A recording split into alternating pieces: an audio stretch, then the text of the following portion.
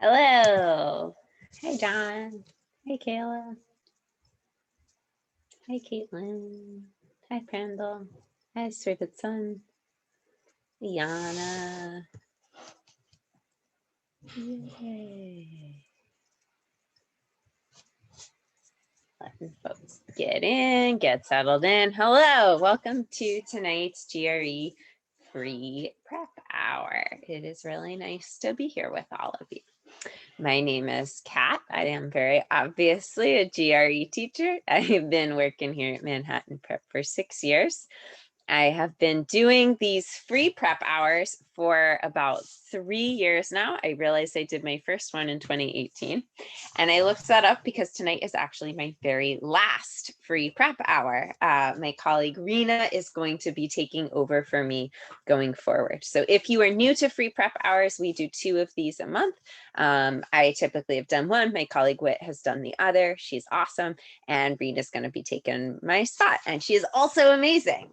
So if you decide that you like these, you want to come back to one, you'll see one of them in future free prep hours. So excited to be here doing my last free prep hour. And I would love to get to know a little bit about you guys. We are going to communicate tonight primarily using the chat. I just chatted in to say hi to everyone. If you could maybe chat in and let me know where are you in the world, if you feel comfortable sharing that. I always think it's fun to see where everyone is because we're probably all over the place. Nice, Virginia. And then where are you at in your GRE study? So you just starting out? Are you about to take the official test? Ooh, Columbia. I would love to go there someday, Maria. I've heard it is a really, really beautiful place. My friends who are from there. Nice, Isabel. I am originally from Boston, but now I live in New York.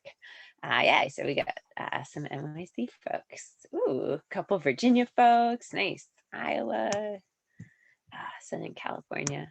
Someday I want to move there. I'm tired of the winter. All right. Cool. Looks like we've got a range, which is fun. Some folks just getting started.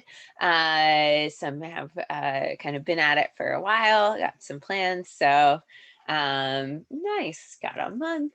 My hope is that there will be something in tonight's class for everyone, although with a big range, it's sometimes a little hard to plan for that. So if you are new to a GRE free prep hour, the way they work, oh, nice. That's awesome. Yeah, I worked a lot on that. It's a cool thing, Maria. We are going to sort of, the way these work is each instructor picks a topic that they want to talk about for that hour. We're going to talk about it. We're going to do some problems. A lot of the problems are going to be drawn from this book, although a newer edition of this book. This is an old version. And that's a great source of practice problems. So tonight, the last couple of free prep hours have been focused on verbal. Tonight, I thought we should focus on quant. And we are actually going to return to a topic. I thought it would be fun to return to the first quant topic that I ever taught in a free prep hour, which was stats. So we are going to look at some fun tricks and shortcuts and tips for dealing with some different types of stats problems. And we'll see kind of how far we get into this agenda because there's a lot of different stuff to cover. So we're going to start at the beginning with just like the foundations of some basic calculations. Once we've got comfortable with that, then we're going to get deeper into stuff. So if you've been studying for a while, it might feel easy at the start, but I think we will get into some cool and tricky stuff. If you are new, my hope is it'll be a nice kind of smooth acceleration into what we're going to do. Along the way, please, if you have a question, chat in. I'm going to ask you guys to chat answers to things as we go, and it's going to be fun. And hopefully as interactive as it can be with just me on mic and on camera. All right, so let's get into doing some stat stuff. And one of the other reasons I do want to say this before we get into it, one of the other reasons I thought it would be fun to do stats tonight is I did take an official test a few weeks ago, and I noticed that there was a lot of stats on it. And that could have just, it's just one test. It's not necessarily statistically significant, just one test, but that did stand out to me. So I've been just thinking a little bit more about stat stuff on the GRE and teaching that. All right, so to start, I'm going to actually give you guys a little quiz. And this quiz is not to stress you out. This quiz is just kind of a diagnostic for you to just try, refresh with some kind of core stats calculations. So I'm going to give you a couple minutes.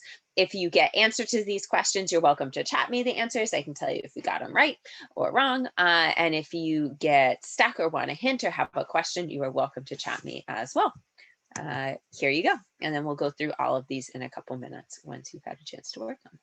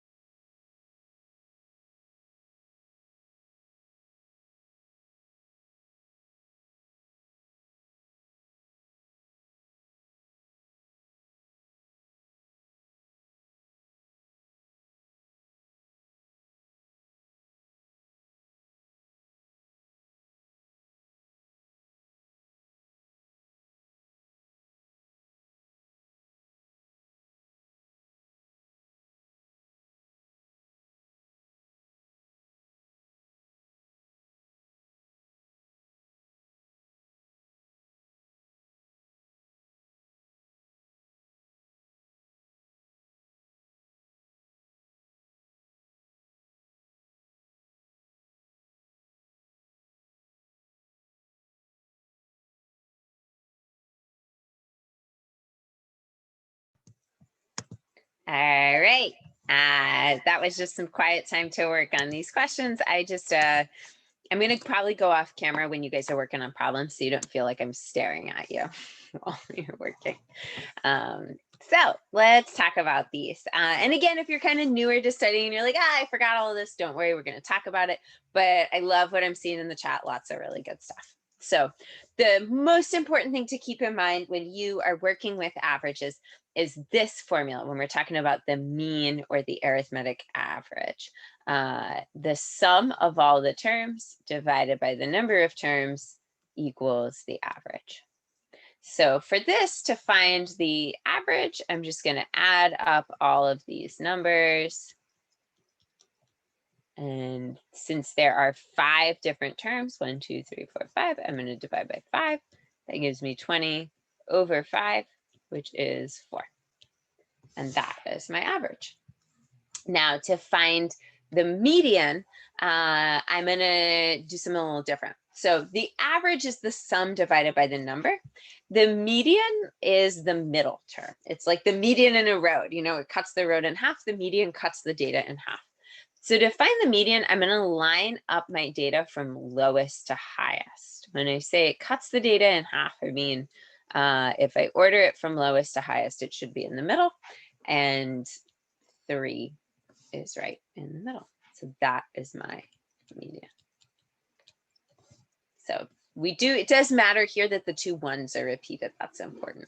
And it's important always from lowest to highest. So I wouldn't want to go with 4 just because it's in the middle here. I want to arrange them in order first. So that's my median.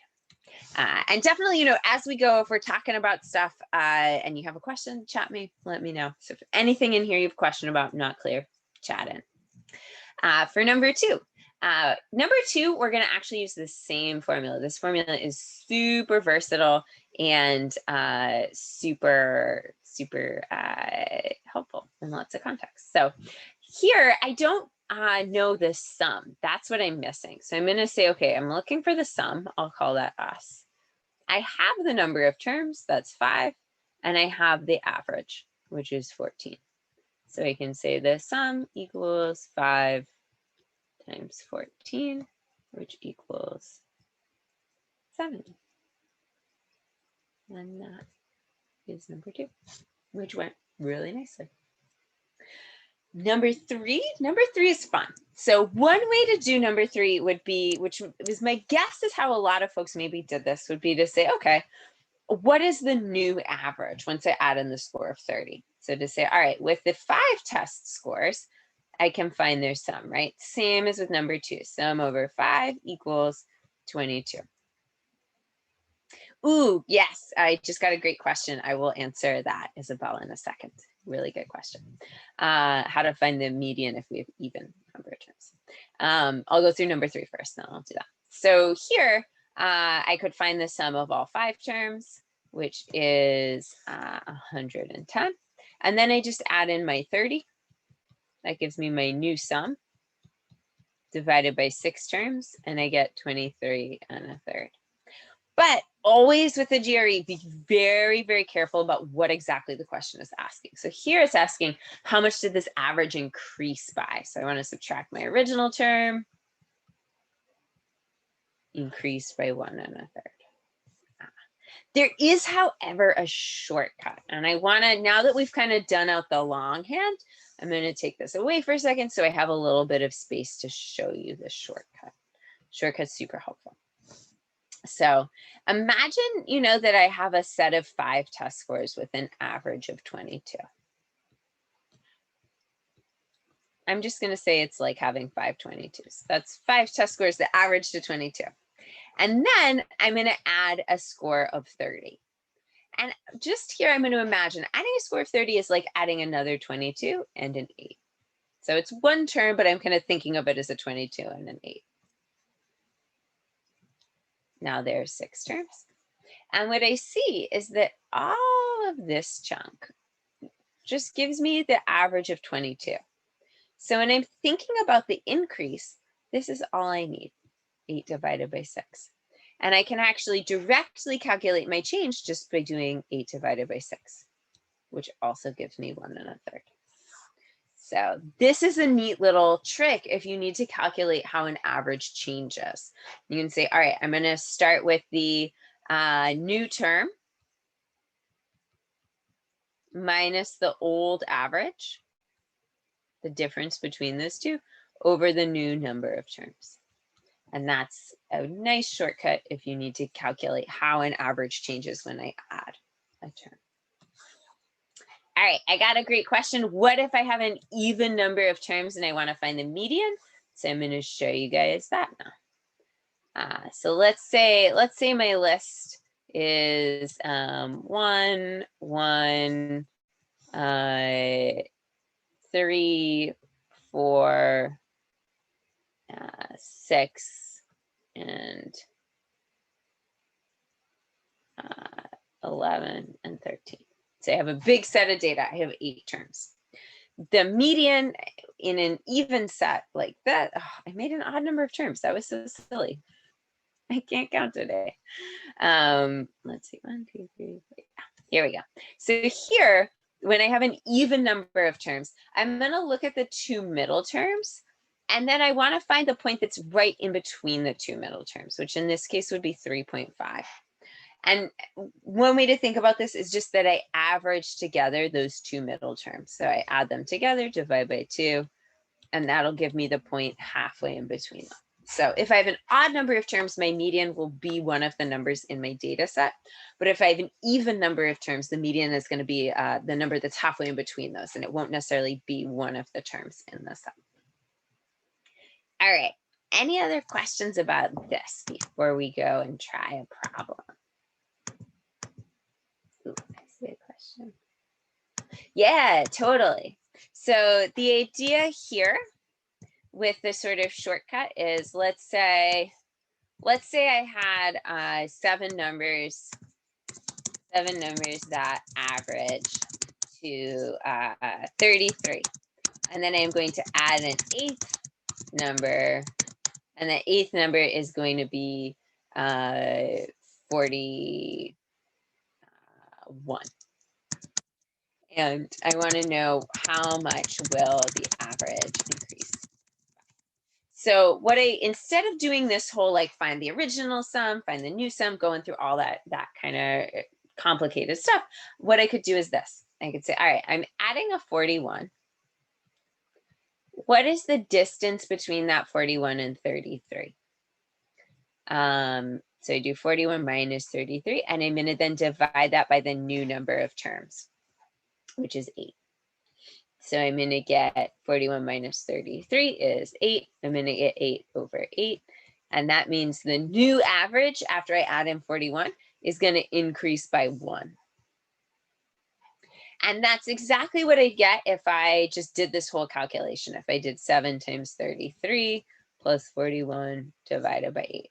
If I did out that whole mess, I get 42. So that is the kind of how that works in action. The idea, I think about what is the distance between the thing I'm adding and my original average, divide that by my new number of terms. And that, especially if we have a really big data set, is super, super helpful. So I'm glad you asked, because it's a useful trick. And one of the reasons I wanted to teach stats today is also that there's a lot of really fun tricks in stats. So I thought it would be fun to look at some of those, and that's one of them. All right, so here are core facts. Average equals sum over number. Median is that number right in the middle. And then we may get more into this later, but as you might start to see, if I change some of the numbers in my data set, my average is definitely going to change. My median sometimes changes, sometimes doesn't. The median is a little bit more stable than the average. So let's go and try a problem. And for those who are new, I want to say something about the format of this problem before we start. Just in case anyone is new and has not before had a chance to try a comparison question like this, quantitative comparison. Your job here is to say, how do the quantities compare? And A means A is always bigger. B means B is always bigger. C means they are always equal, and D means we can't tell, might be more than one way. Just a little cheat sheet for the answers if you're new.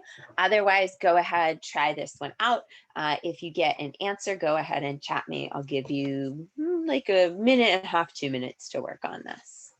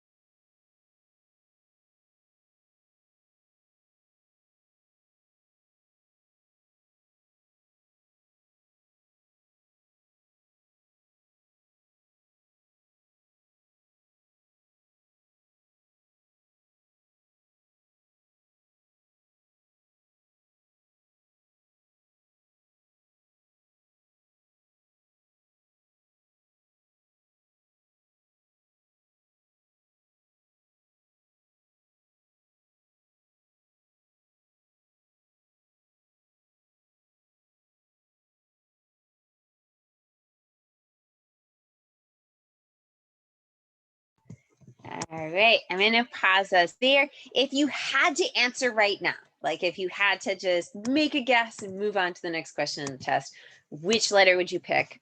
Go ahead and chat me. And this is actually something I always make everyone in my classes do. I always make everyone answer every question because it's really good practice for the test. We're all gonna have to kind of quickly sometimes just let go of something, fill in a guess. Cool, yay, you guys are great. Okay, so a really popular answer here is B. That's probably the one that most of us have picked, but not all of us. We have votes for other letters too. And I think at first glance, it seems so obvious. Average of X, Y, and Z, average of double that. Well, of course, wouldn't the average of double something be bigger? And this is something that is very, very important to keep in mind with these comparison questions. Actually, honestly, if you remember one thing from tonight, maybe this is the one thing that's most useful to remember. Quant comparison is never really obvious. There's always a twist or a trick somewhere in there. So, sometimes you'll do a little work and you'll be able to convince yourself, oh yeah, A, B, or C is true. But if you look at it and it just looks like, oh, of course it has to be that. That looks so obvious. There's probably a trick going on. And there is a trick in this problem that is super, super sneaky. So this is a really great thing to remember because even if you aren't sure like exactly how to do a question, sometimes this will help you make really clever guesses. Like I got a chat is like, I'm thinking it's C or D. And I think that's a smart way to think. If you look at this and you're like, B looks obvious, I'm gonna pick something that's not B. All right, so let's talk about how we'd unpack this. I'm always going to start with this information up front. X, whatever is up here, this is my first stop. I want to just unpack what's going on here. Any thoughts? What is this information telling me about X, Y, and Z? What is this given info telling us? Yeah, none of them equals 0. Definitely. Super important. None of them equal 0. That's one thing to keep in mind. What else does it tell us about them? Ooh, yeah, it tells us that their product is positive. So when I multiply them all together, I get a positive result. Greater than 0 is the GRE's way of telling me positive. If I see greater than 0 or less than 0, I immediately start thinking positive, negative. So they're all multiplied together. And I saw a chat, yeah, they could all be all positive. I could have 3 positive numbers. Multiply 3 positives. Ooh, yep, yeah. Now I think folks are catching up on the trick. I got a bunch of great chats. Does this mean 2 of them could be negative? 100% it means 2 of them could be negative, yeah. So I have 2 different options for what could happen here. I could have 3 positive numbers, but I could also have these 2 negatives, this kind of hidden negatives. And this is something that GRE loves, this kind of hidden negative situation. So if you missed that, no worries. That's partly why we're doing this problem, to learn some cool GRE tricks. You could put it on a flashcard. Put on the front of a flashcard. All right, if I see X, Y, Z is greater than 0, what should I think? On the back, put all positive, 2 negatives and a positive. This is an excellent use of flashcards and quant to train these little like patterns recognition moments. So first, I've unpacked this.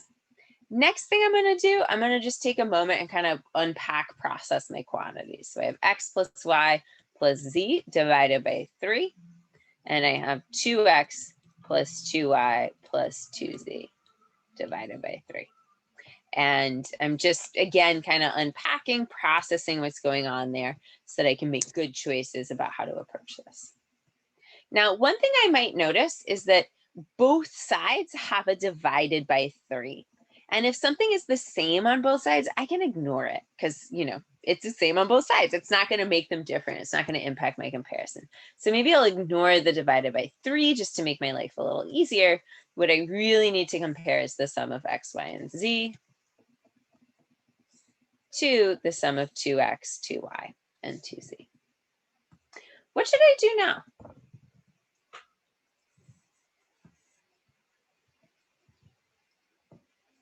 What do you guys think might be?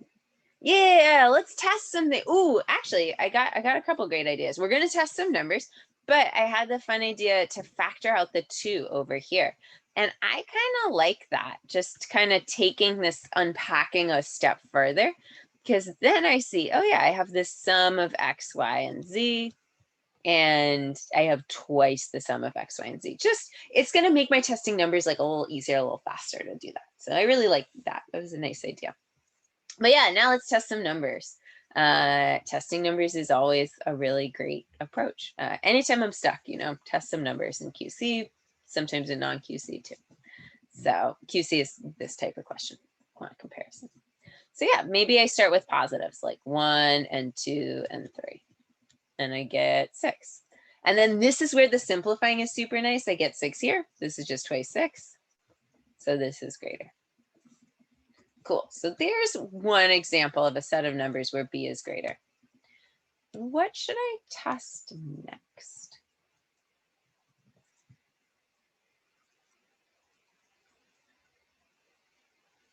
Yeah, now I want to test. Yep, I want to test some negatives. So yeah, so let's maybe make it -1 plus -2 plus 3, and that equals 0. 2 times 0 is 0. So now there's a case where they're equal. So if I have one case that's one way and another case that's another way, if it's not always the same way, that's when I pick answer choice D. And that, yeah. Yep, yeah. So one of the reasons why I kind of go through these steps is I'm seeing some folks being like, oh, this little thing tripped me up, or I didn't notice this. It's because this test is so obsessed with detail, and we have to be super precise when we're really kind of under a lot of pressure. So for me, I'm like very methodical, especially in the unpacking and the setup. I do not rush into, doing my arithmetic, doing my test of numbers, doing my calculation, because that's often going to get me in trouble. So I take time to set up, unpack that upfront information, unpack my quantities, then I test numbers last. Great question. So yeah, let's say if I kept getting the same thing for 2 tests, I would go ahead and test 3 or maybe even 4 to convince myself. If I kept getting like A was greater, I kept getting B was greater. And I really want to make sure I've kind of thought through all the different options for what I could test. There's more kind of depth to get into with this comparison strategy. And I think if you look on our YouTube page, we put all these old free preppers. I think there is one, at least one that I did, and maybe a couple others that my colleagues have done that go more into other aspects of this strategy as well in kind of greater depth.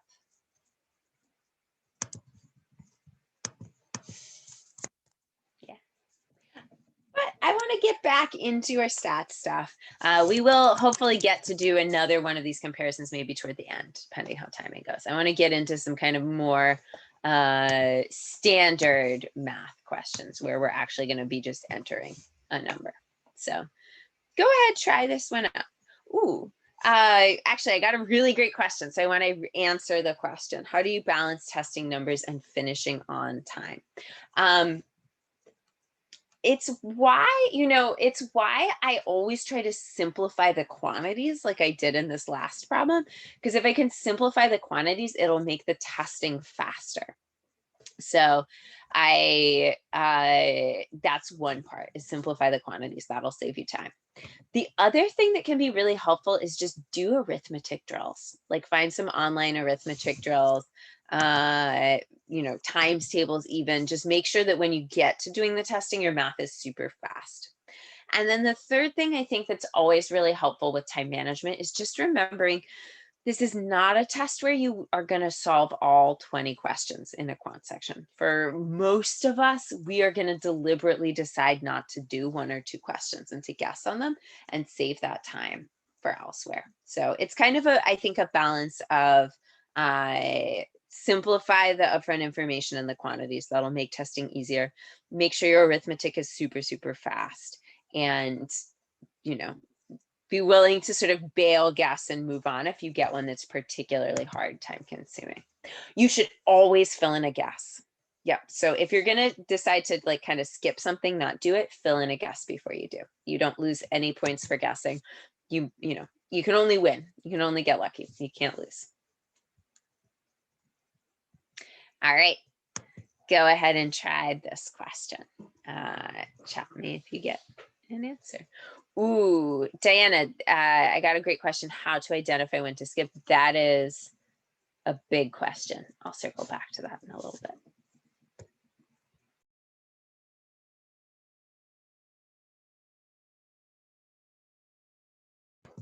Try this question. Chat me when you get an answer.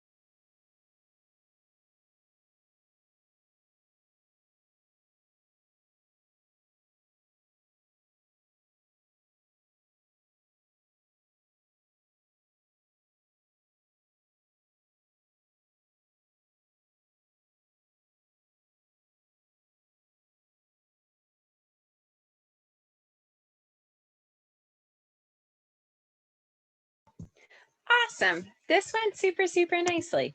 And lots of folks are getting to the place they should be getting to, which is 60. Yeah. So I'm going to show one way to do this problem right now. I'm going to show a kind of algebraic way to do this problem. Then we're going to take a detour. Then we're going to come back and we're going to look at a different way to do this problem. So this is here as an exercise for a couple different reasons. But let's start with like an algebraic way of doing this problem. So I want to know her 10th quiz grade. So let me say X equals the 10th grade that she wants to get. And this is where I'm going to come back to my sum over number equals average. And say, all right, what do I know about her sum so far? Well, she got 100 on 9 of them. So that would be 9 times 100. Then she's also going to get a 10th. So I'm going to add in my X. So she's going to have, this is her sum, 900 plus X. She's taking 10 tests. And I know that she wants to get a 96. And now I just solve for X and multiply both sides by 10. And I subtract 900. And I get that 10th grade equals 60. So all different kinds of average problems can be done just by coming back to this core formula. All right, we are going to look at a second way to do this problem in a moment. But before we do, we're going to kind of take a detour and we're going to do a different problem that looks a little bit like this. So go ahead and try this one. Tell me what you get.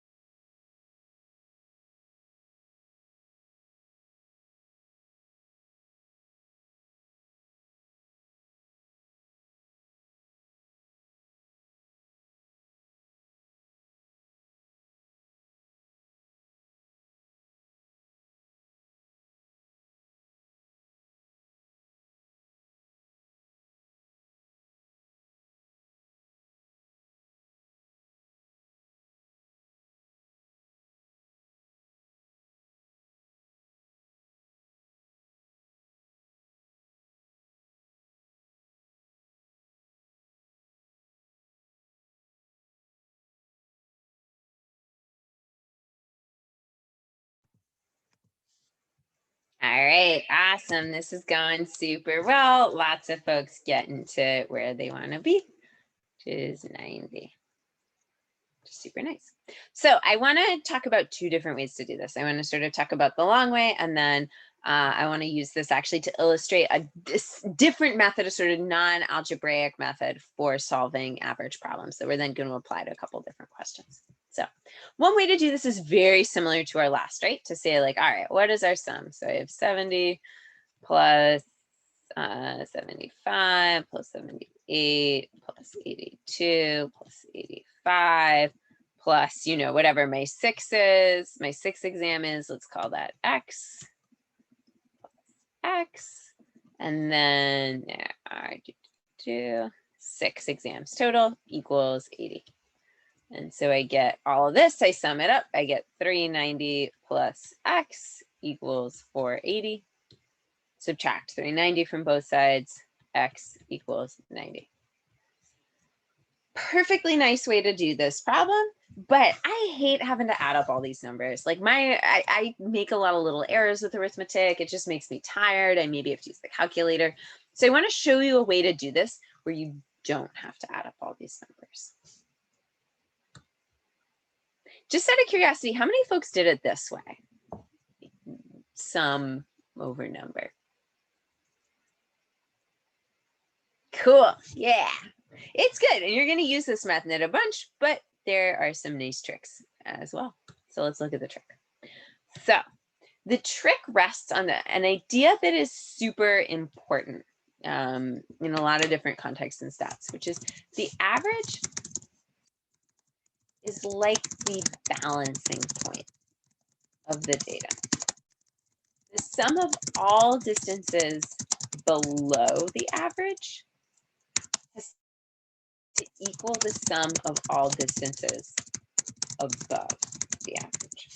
And I'm going to show you what that means because that seems kind of abstract. So let's look at it in the context of you are definitely allowed a paper and pencil. Yes, if you are taking the test at a test center, they will give you a paper and pencil to use through the whole test. If you are taking the test at home, you need to provide your own erasable surface, like a small whiteboard or a laminated piece of paper. But yes, you definitely get scratch work while you take the test, and scratch paper while you take the test, and you should be writing everything down, especially in quant. So, you know, even if you're super good at mental math and you can do this stuff easily in your head, it gets very tiring to do that over the course of a 4-hour test. So a great habit to build right off the bat, write everything down. All right, so I'm gonna take my numbers. I'm just gonna line them up. Like I'm almost like I'm finding the median, right? And lining them up from low to high. And what I want, the average I'm aiming for is 80. So we'll put that here. And now I'm just gonna think about how far away is each of these terms from the from this average that I want. So this is 2 below. This is 5 below, this is 10 below. So the sum of all the distances below the average is -17. I kind of take all these distances, add them up. Same thing over here. I have a +2 and I have a +7. So, I mean, sorry, +5 here. So right now I have a +7. But I need these two sides to balance. So when I'm adding in my new score, I need it to have a +10. So that then I can have a +17 over here to balance this out. And so this done, I can say, cool, I need a score of 90. So I can get to exactly the same place just by lining them up, thinking about the distances below and above the average. And this not only gives me an alternate method for solving average problems, it also, I think, just will help you to better understand what a numerical average is, how it works. And maybe when you get into some of the more advanced stats stuff like distributions, this becomes increasingly helpful. So this is an alternate way, kind of cool trick for this problem. And this will, you know, in this particular problem, you know, I've made this data in a very beautiful symmetrical way. This will work even if the data is not symmetrical. Yeah, yep, I agree, Suleiman.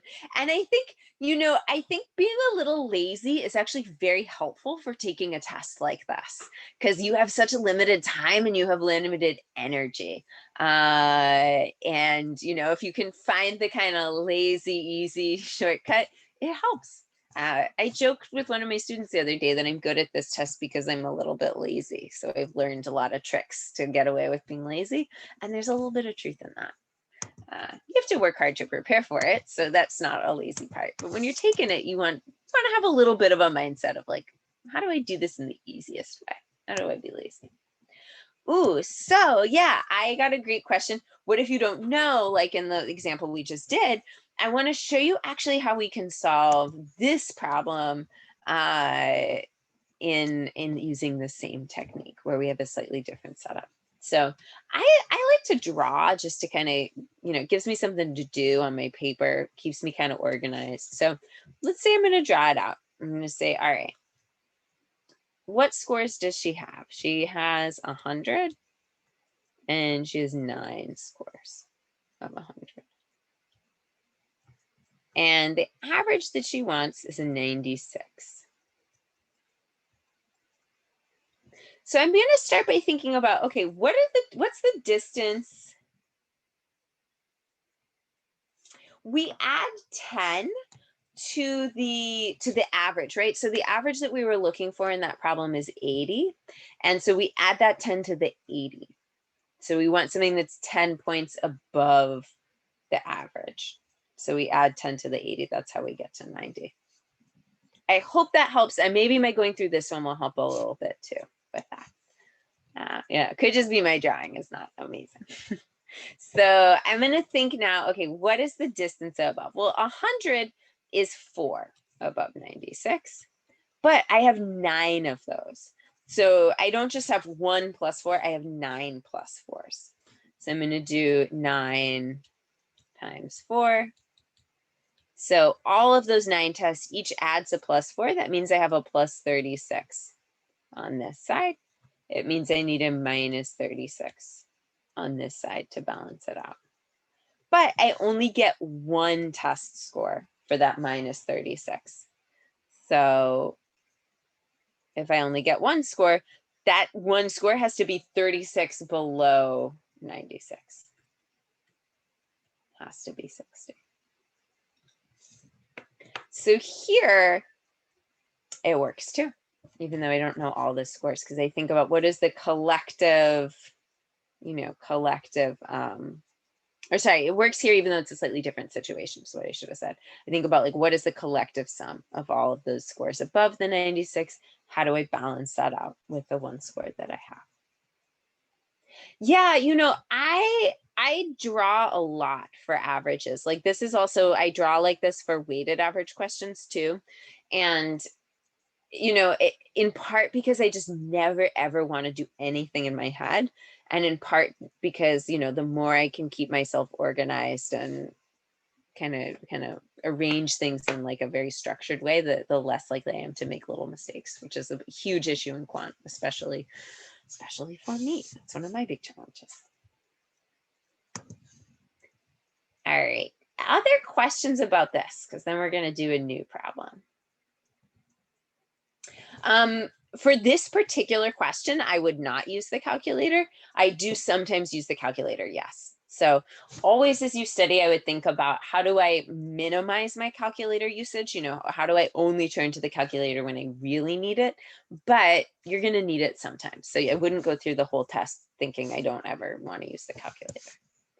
You will definitely want to use it sometimes. It does sometimes make life faster.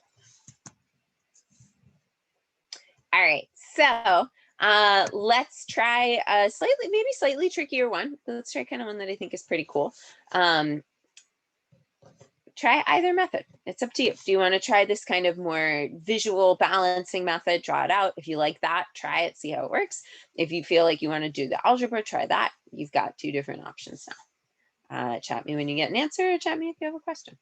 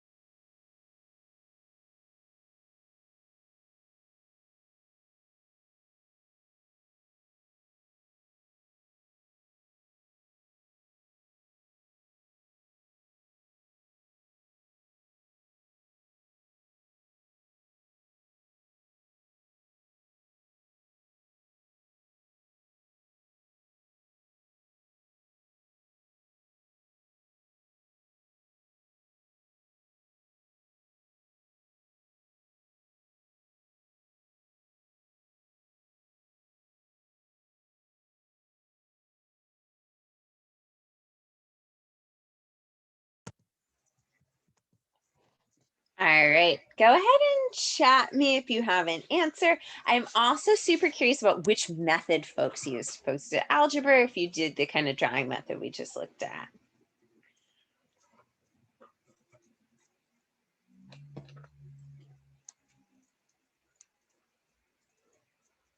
Yeah, lots of people do. Cool.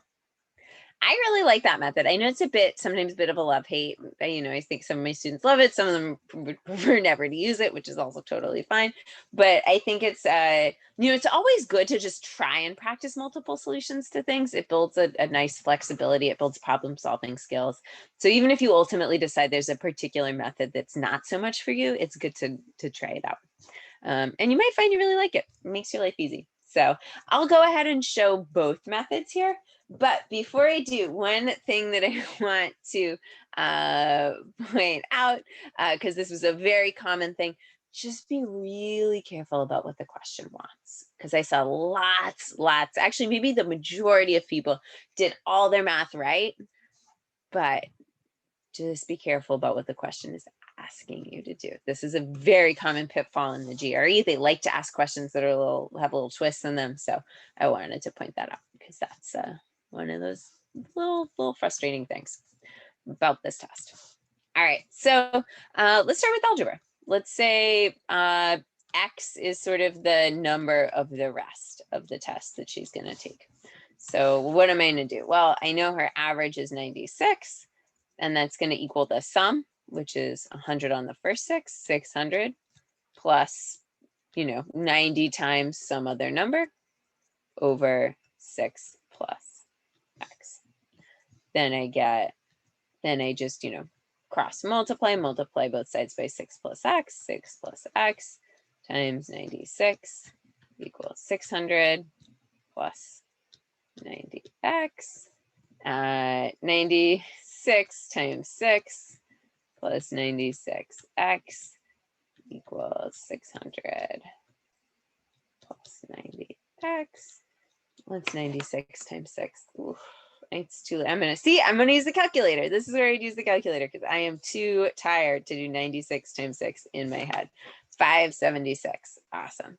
So I subtract 90x, I get 6x equals 600 minus 576. And that I'm going to do kind of in my head. So I get 6x equals 24, x equals 4. And then it's really helpful that I have written down, kind of define my variable here, because then I'd say, I have solved for the number of the rest, but that is not how many she took in total, because she took 6 and these 4. So she took 10. So that's the algebra way. Now I'm going to show the drawing way. Folks are curious about that. So I, again, kind of draw my line. All right, I got 100. I got 6 tests of 100. I ultimately want to end up with a 96. And then my other tests are all going to be 90. I don't know how many yet. So same thing. Each of these is a plus 4, but there's 6 of them. 6 times 4 is 24. So I have a plus 24 up here. That means I need a minus 24 down here. Now each of these is 6 below, minus 6.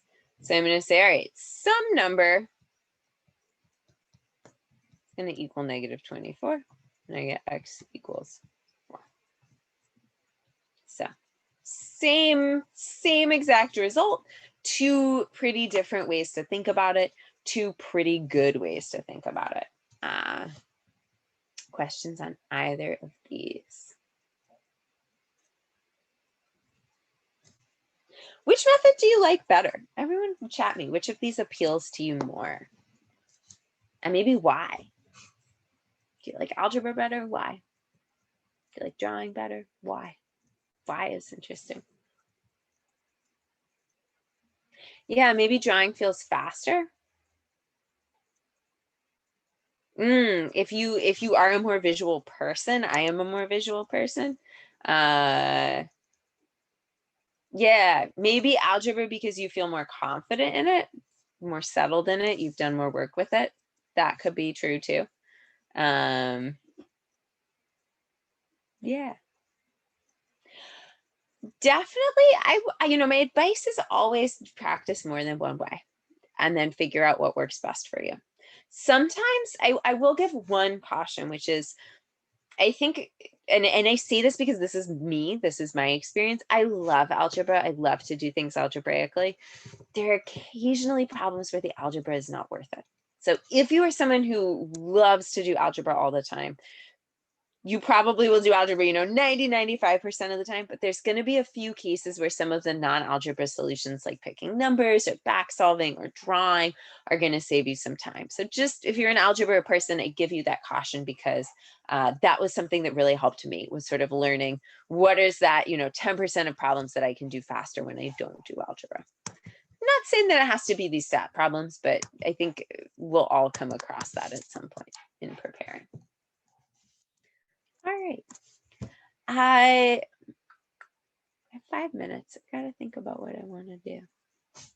Actually, I want to kind of pause there with doing problems, and I want to just answer a really interesting question that I got earlier. That was kind of a big question, and at the time, I was thinking, this is a big question, but I want to answer it.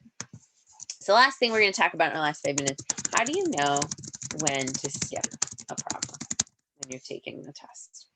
And I want to give you a few different things to think about because this, like I said, is a big question.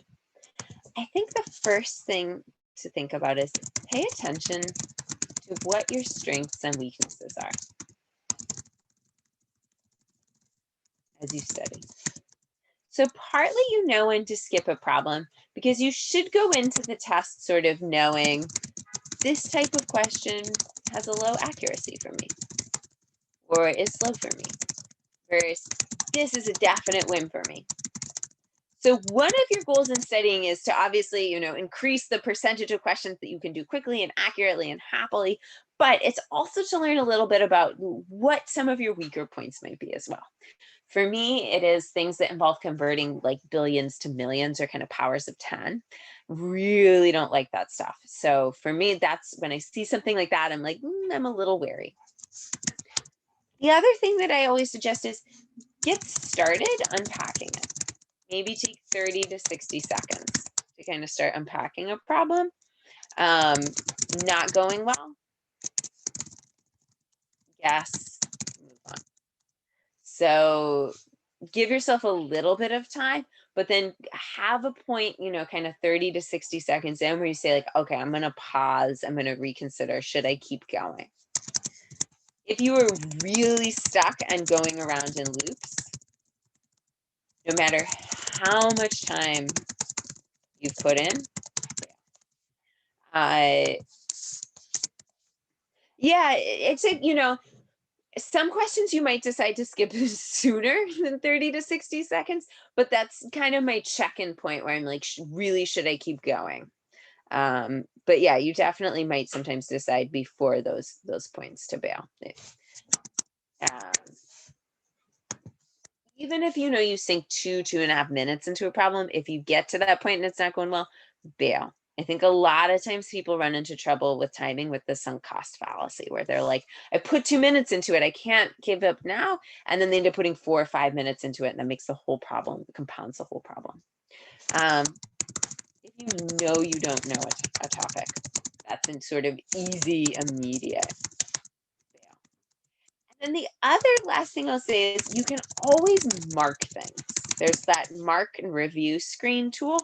So you can always, sort of say like, okay, maybe I'm not going to do it right now, or maybe I've spent my 60 seconds on it and I don't think I can get there in another 60 seconds. Mark it and come back. So you can always come back to stuff if you have extra time.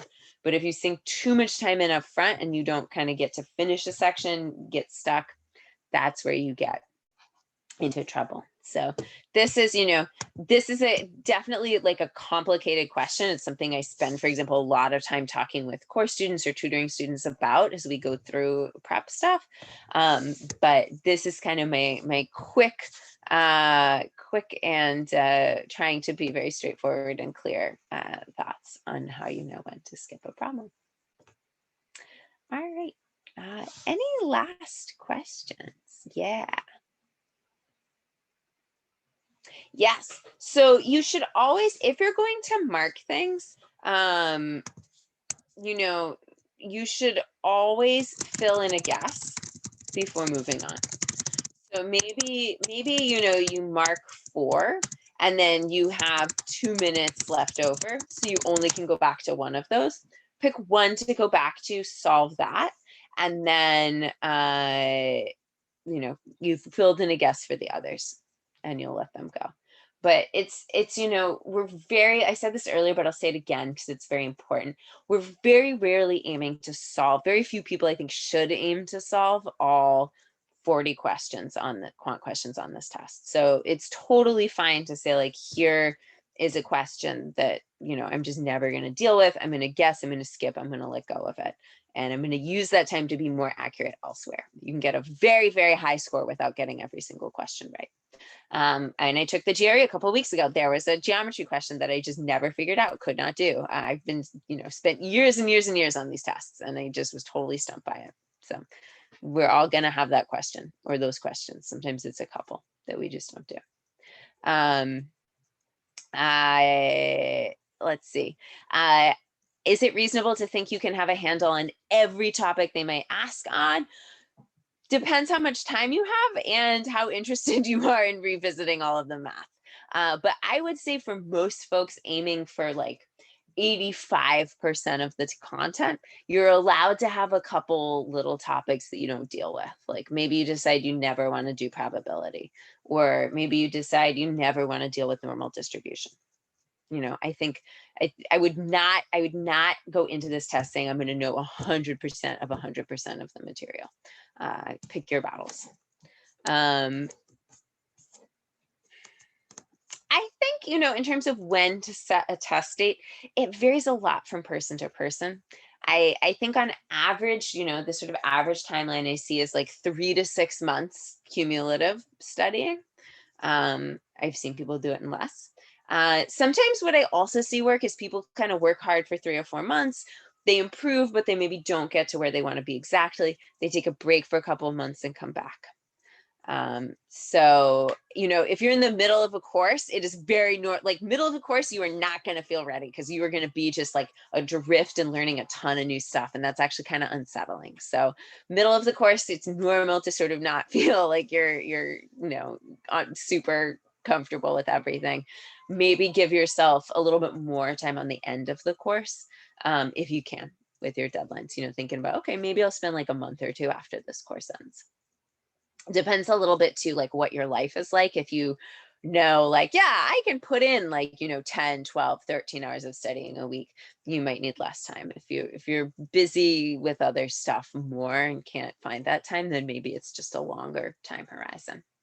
Yeah, I will be teaching over the summer. I have one course that is going, I will be teaching more over the summer. I think I will have a course starting at the end of July, that hasn't been kind of set up yet. But yeah, I am not going to be teaching a ton, I think, the rest of the year, unfortunately, but I will have at least one course kind of running at a time. So I should have at least one other summer start date.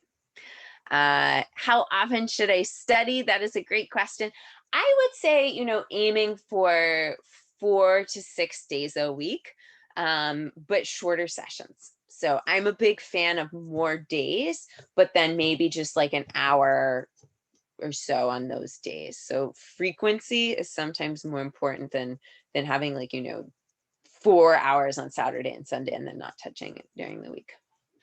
For the best practice tests, I would go and find the ones that ETS makes. So ETS, they're the people who make the GRE. They're called Power Prep. If you just Google what I put in the chat, you can find those online. And so the questions on those tests were all questions that were on official tests in the past. So the questions on those are going to be the closest, the kind of most like the actual GRE that you can find. The explanations of the questions are not super good all the time, but I think a lot of folks have written up explanations, so you could Google some of them to find those. These are great questions. And, you know, 3 years, 3 years later, I have finally figured out that I need to leave a little time for Q&A at the end of my free prep hours, which is something I have always failed to do. So it's good. Thank you guys. It was fun. I hope you took something helpful away from what we did tonight, and good luck with the rest of your studies. I hope it goes super well. And my hope for all of my students is that they can be done as soon as possible and move on to things that are more fun than standardized tests. So I hope that is the case for you. Have a great night or afternoon, depending where you are.